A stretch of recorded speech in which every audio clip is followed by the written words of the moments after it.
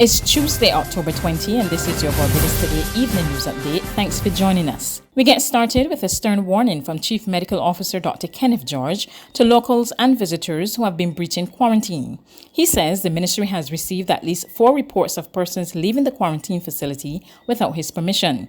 He warned the practice will not be tolerated and abusers will be brought before the law courts and prosecuted. Offenders will, on conviction, be subject to a fine of 50,000 Barbados dollars, 1 year in jail, or both. In other news this Tuesday, upcoming televised political debates ahead of the November by-election in St. George North will go ahead without one candidate and possibly another. Today, the Democratic Labour Party's Floyd Reefer declared he's out, while Ambrose Grosvenor of the United Progressive Party signaled he was unlikely to participate. Both parties raised concern about the debates as their candidates paid their deposits at the Treasury. Reefer told reporters he will focus the remainder of his campaign on meeting constituents. If they want a debate, let's meet at Laura Estate and let me inhale the stench of that damp and let me debate there.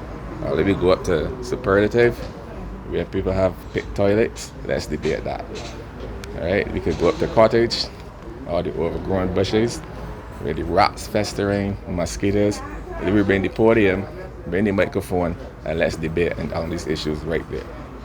And like I said, my time will be spent in the field, listening to the people of St. George North.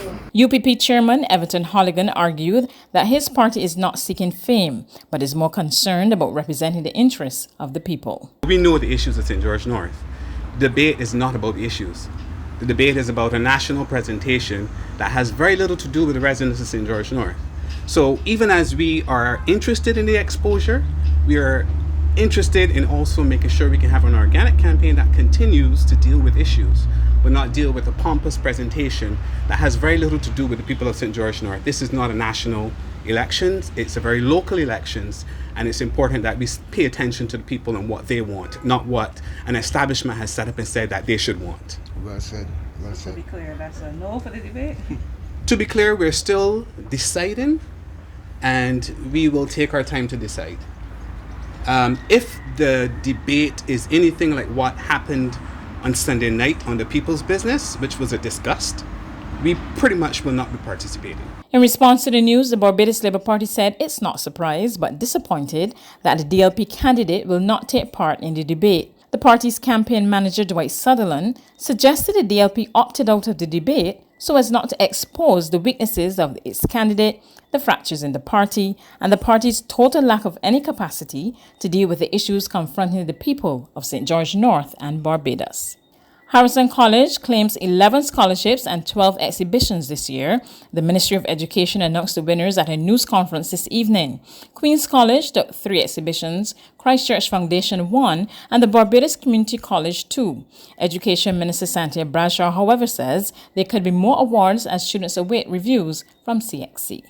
This year, awardees are celebrating their hard work. Alexis Daniel of Christchurch Foundation, who won an exhibition, is proud of her achievement. It's a great accomplishment being that this is what I wanted. I wanted to represent my school in some way. So I really pushed hard so that I could represent Foundation and show that we could achieve things that other schools can achieve as well.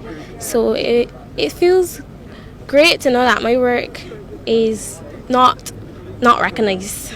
Janse Seeley of Harrison College is also happy with her exhibition, but she admits the CXC saga had an impact. I was at the University of Carleton, so that's in Canada, but right now I'm going to be taking a gap year because of waiting on a review for my results. Yeah, I'm reviewing my grade to get a 1 because if I don't, I'll be going to UE and doing a different degree, but if I get back the 1, I will be going overseas for university next year. Arizonian Christian McIntosh Clark is pleased that he upheld a family tradition of winning scholarships.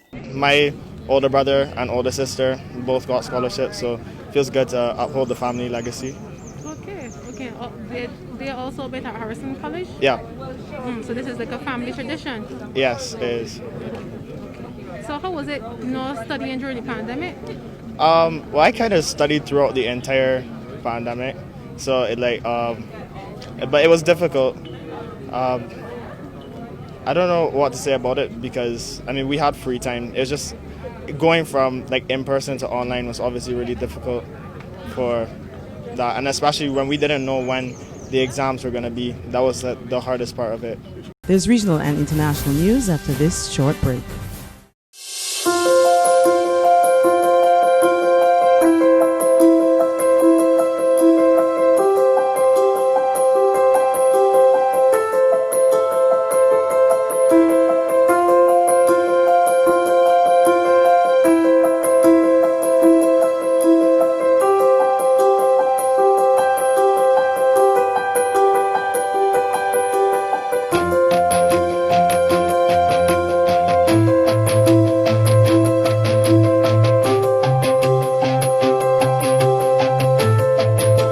Barbados Today, news you can trust.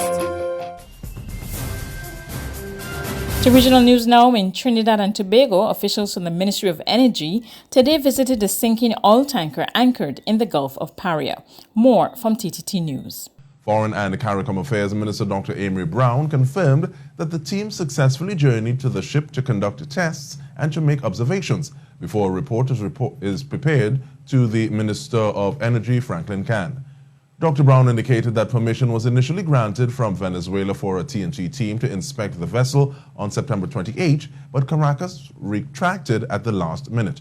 That postponement led to a new date being set for today, October 20.